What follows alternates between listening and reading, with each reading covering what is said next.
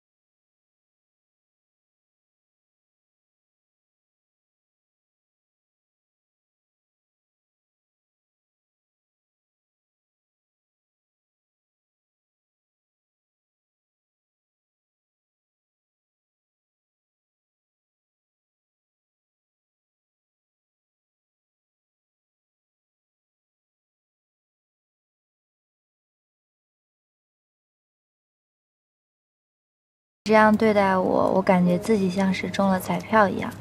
如果能天天被你这么细心的对待，那我应该会幸福死的。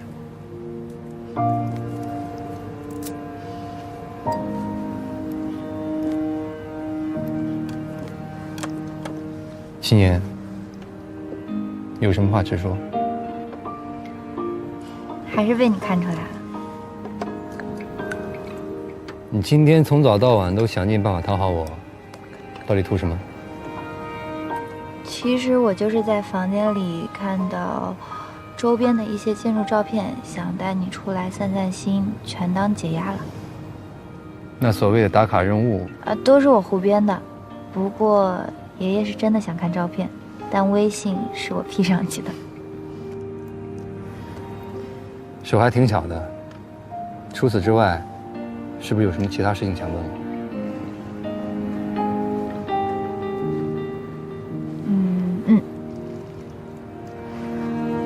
说吧。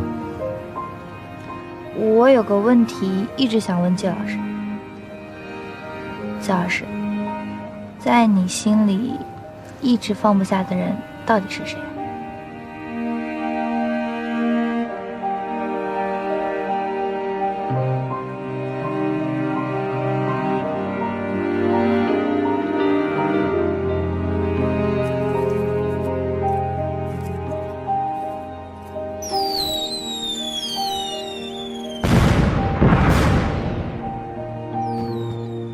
差不多了，走吧。